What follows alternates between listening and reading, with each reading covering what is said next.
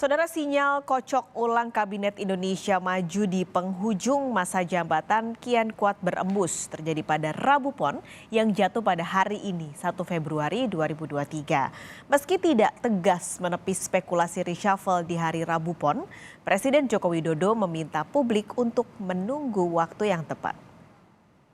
Ditunggu saja besok. Rabu Pon besok. Kemisnya Kemis Wage, lusa. Yang utama memang performa, kinerja. Bahwa ada sisi politiknya pasti juga ada, tapi itu bukan yang utama. Selasa malam sebelum Rabu Pon, Presiden terus terang mengakui ada beberapa menteri yang perlu dievaluasi.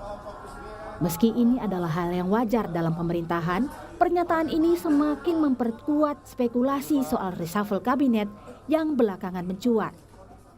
Hari Rabu Pon sering disebut-sebut menjadi hari yang sering dipilih Joko Widodo untuk mengumumkan keputusan merombak kabinet.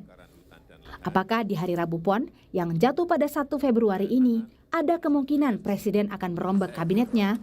Sekretaris Kabinet Pramono Anung memastikan hari ini Presiden akan bertolak ke Bali.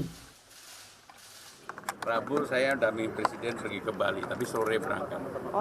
Oh gitu. Kalau siang dan siangnya berarti ada agenda dulu nggak Pak di istana? Ya sore pergi ke Bali. Pagi dan siang bagaimana Pak? Di istana ada apa? Pelantikan apa? Ada pelantikan nggak? Ada yang nunggu di kamar. Di tengah kencangnya isu reshuffle, Selasa siang Presiden juga sempat menggelar sejumlah rapat dan memanggil sejumlah menteri ke istana dalam rapat yang berbeda-beda. Namun, dua menteri dari Partai Nasdem, yakni Menteri Pertanian Syahrul Yassin Limpo dan Menteri Lingkungan Hidup dan Kehutanan Siti Nurbaya Bakar, tak hadir meski topik rapat bersinggungan dengan bidang mereka. Tapi Bu Siti datang, kenapa nggak datang, kenapa Pak? Kenapa mewakilkan Pak? No comment kalau urusan itu. Kenapa Pak? No comment. Kan nggak diundang berarti. Apa? Yang di Hulu Mentan. Loh, saya nggak tahu. Saya nggak tahu. Tapi ya? titipannya nggak bahas soal apa-apa terkait isu reshuffle gitu ya Pak? Oh, nggak ada hubungannya dengan itu. Ya, seperti tadi Pak Mendak sampaikan. Oke? Terima kasih ya. Saya ngurusi beras, ngurusi cabai, ngurusi telur, ayam, daging ayam. Kalau reshuffle itu punya haknya Bapak Presiden. Mendak tapi sebagai ketum Pak. Iya, semua ngurus itu aja saya. Oh, Pak Menteri Pertanian nggak hadir Pak Zulhas? Isu reshuffle mencuat lagi usai pertemuan Jokowi dan Surya Paloh di Istana Kamis lalu.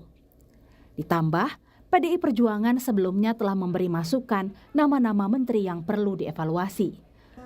Dan berkali-kali menyinggung para menteri asal Nasdem. Apakah ini berarti reshuffle kabinet memang ada di depan mata? Pertama, Surya Paloh sudah diundang ke istana. Biasanya ada tradisi, apa tidak reshuffle itu biasanya elit yang bersangkutan dipanggil.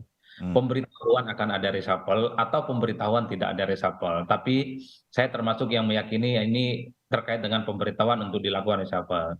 Yang kedua, tanda-tanda alamnya itu menteri dari Nasdem misalnya tidak diundang dalam rapat terbatas soal bagaimana mengantisipasi kelangkaan bahan pokok kemarin itu.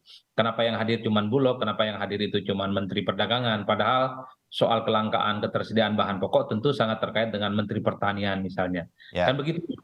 Yang ketiga, di berbagai kesempatan misalnya salah satu orang yang berada di inner circle kekuasaan politik, pemerintah Pak Muchtar Ngabalin misalnya, selalu mengatakan bahwa kalau tidak alarm melintang, hari Rabu akan diumumkan soal reshuffle. Kan itu Mas, tanda-tanda alam yang kita yakini bahwa soal reshuffle itu akan mungkin terjadi. Kalau mau ditambahkan ada unsur yang keempat, yaitu Jokowi itu sangat jarang bicara tentang kemungkinan reshuffle.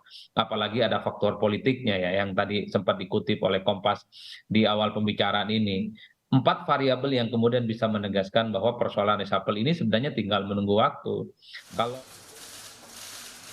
Hak kocok ulang kabinet merombak para pembantu memang ada di tangan Presiden.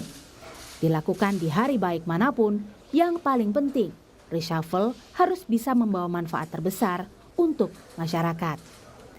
Tim Liputan, Kompas TV.